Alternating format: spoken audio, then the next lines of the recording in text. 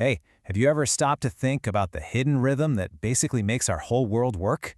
We call it oscillation, and it's this incredibly fundamental force. I mean, it governs everything from the atoms inside your body to the stars way out in the cosmos. But to really feel the power of this, we're going to start with a mystery, a real head-scratcher. How can something as simple as a gentle wind destroy a massive 42,000-ton steel bridge? I know, it sounds completely impossible, right? But it actually happened.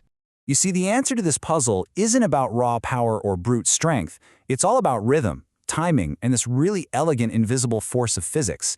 And when we don't understand that force, well, the results can be absolutely devastating. So, to crack the case of that collapsing bridge, we have to put on our detective hats. And our first stop is to get a handle on the basic principles of our world, a world that's in constant motion. Our investigation is going to start with the absolute building blocks of all this shaky rhythmic motion. We're going to look at two classic, beautifully simple examples, the simple swing and the spring. So here they are. On one side, we've got a simple pendulum, just swinging back and forth. On the other, a mass that's bouncing up and down on a spring. Now, they might look pretty different, but what's so cool is that they're both perfect examples of the very same idea, something we call simple harmonic motion. And that core idea is oscillation. All it is, really, is any motion that just repeats itself over and over, moving back and forth around a central resting point. For the pendulum, that's when it's just hanging straight down. For the spring, it's that sweet spot where it isn't stretched or squeezed. See? Pretty simple. Now, when we want to describe this rhythm, we use two really important measurements. First is the period. That's just how long it takes to do one full cycle, back and forth.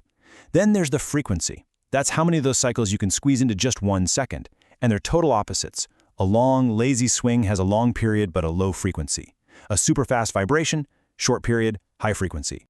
Okay, but what's actually powering this endless back and forth? Where does all that motion come from? Well, the answer, like it so often is in physics, all comes down to energy. Let's really look at that pendulum swing. You see, at its highest points and its lowest point, there's this beautiful constant trade-off happening between two kinds of energy. And that is the secret to its motion. So, picture this. At the absolute peak of the swing, the pendulum just pauses for a split second.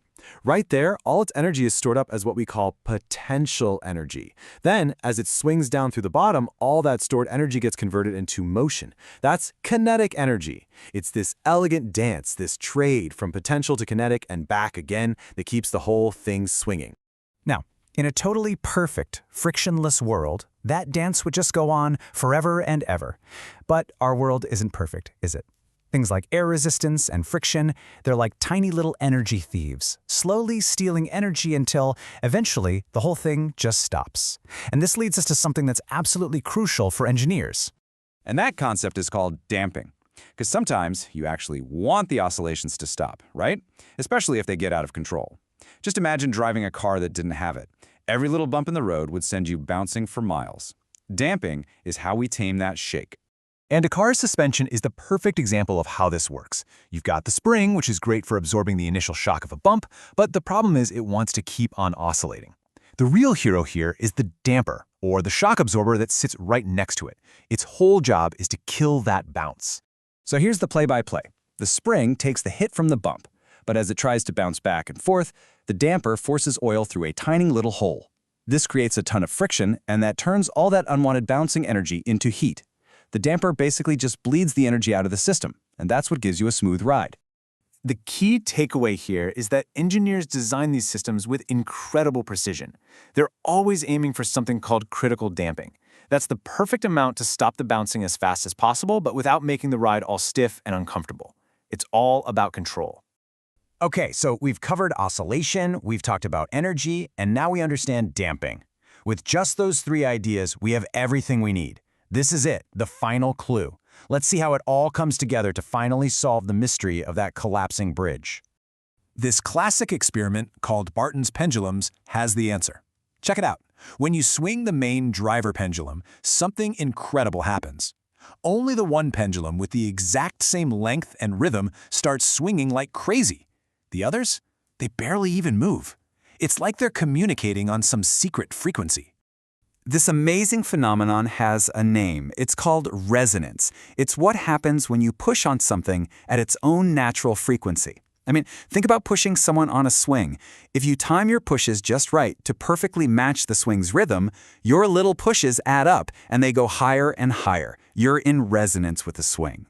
And that right there is exactly what happened to the Tacoma Narrows Bridge. It was a victim of resonance on an absolutely catastrophic scale.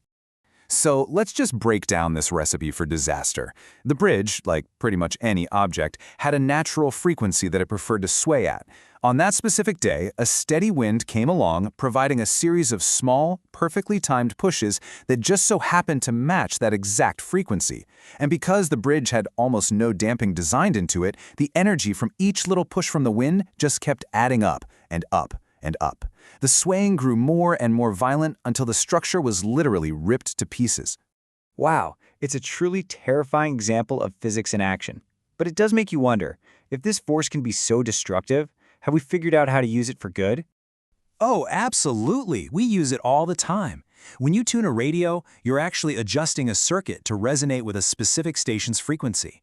A microwave uses resonance to make the water molecules in your food vibrate like crazy, which is what cooks it. Even in medicine, MRI machines use resonance to get atoms in your body to vibrate, creating those incredibly detailed images that can save lives. So you see, the secret rhythm of the universe isn't just some weird physics curiosity. It's a powerful tool and a fundamental force we deal with every single moment of our lives. Which leaves us with just one last thing to think about. What other invisible rhythms are out there, shaping the world all around you right now?